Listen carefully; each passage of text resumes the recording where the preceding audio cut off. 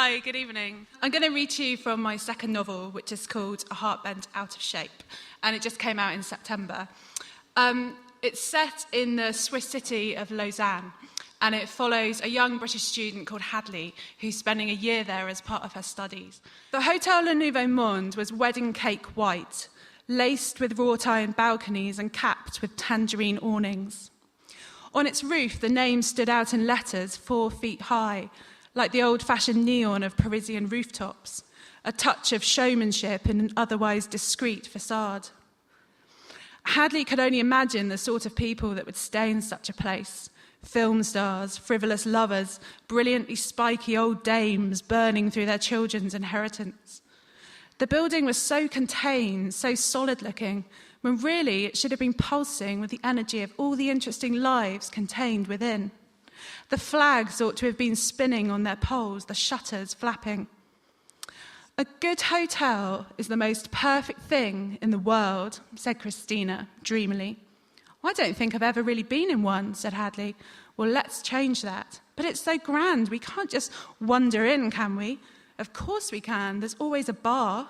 But look at what I'm wearing, she said. Hadley had on one of her charity shop finds, a skimpy cornflower blue tea dress and an oversized man's cardigan that skimmed her thighs. On her feet, she wore scuffed plimsolls. They'll never let me in like this. They will, said Christina. All we have to do is smile, look like we belong. Well, the first part's easy, said Hadley. The clientele of the Hotel Le Nouveau Monde had the kind of confidence that Hadley presumed only came with great wealth, that feeling of never doubting that the world and everything in it was yours. Hadley and Christina stood just inside the lobby bar and watched for a minute. A woman in a jet-black cocktail dress sat alone by the unmanned grand piano, cool as an Egyptian cat. A couple twined on a sofa, the warm shades of a lamp bringing out the matching tones in their hair. Christina took Hadley's hand, led her into the next room where a jazz number was playing, low but definite. Giant gilt-edged mirrors made the room seem endless. The stools at the bar were taken by a group of men whose combined cologne hung like a cloud. Their cuffs moved to show the bulbous heads of expensive watches, and as they crossed their legs, the tips of their leather-soled shoes pointed. Hadley noticed how the men turned to look at Christina with undisguised admiration.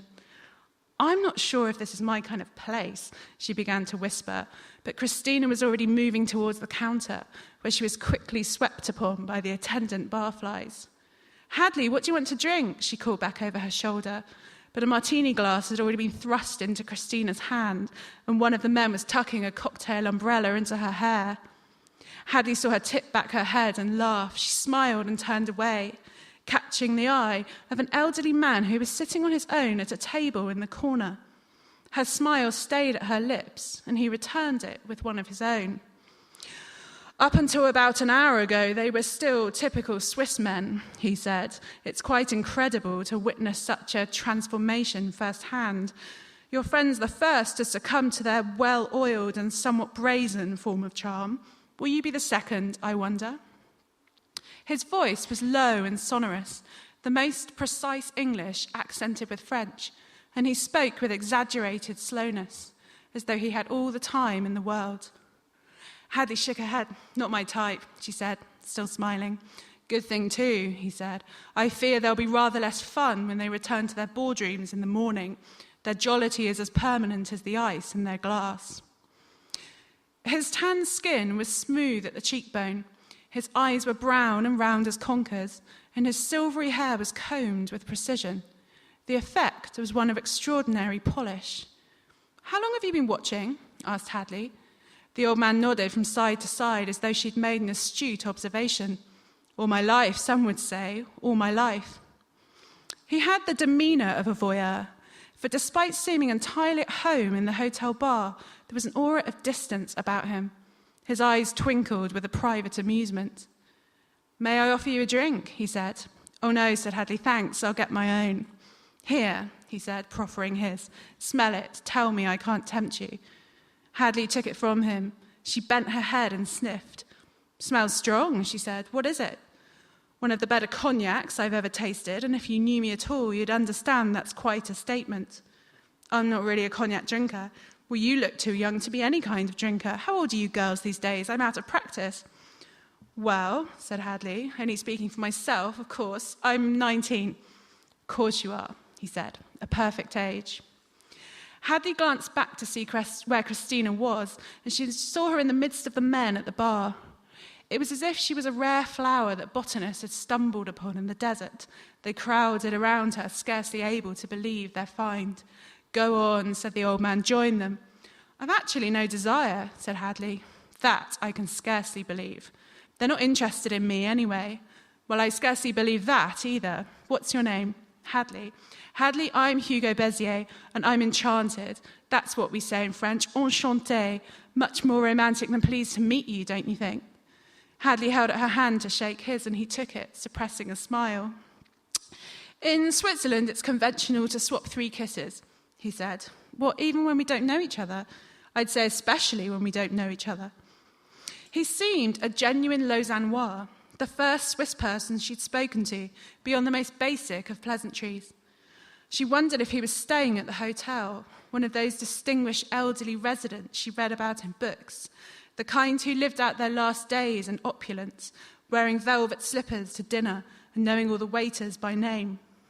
She was just about to reply when she felt Christina tugging at her arm. We're going swimming, she said with glee, and you're coming. Swimming? Swimming where? In the lake. It was Philippe's idea. Hadley, he's crazy. You'll love him. Really? Said Hadley, doubting both assertions. But we only just got here. I was going to have a drink. She turned back to Hugo, but he was already getting to his feet. A fedora was on his head, and he shrugged a camel-coloured woolen coat over his shoulders. Time for my beauty sleep, he said. What, no more cognac? Said Hadley. He picked up his glass, of which there was half a centimetre remaining. He offered it to her. Dutch courage, he said. Isn't that what you English would say? The water's a little cold at this time of night, if I remember. Hadley tossed the drink back, her throat burning sweetly.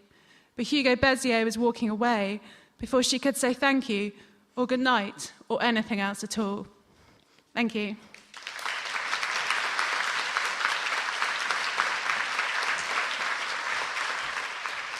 Emylia Hall. Awesome.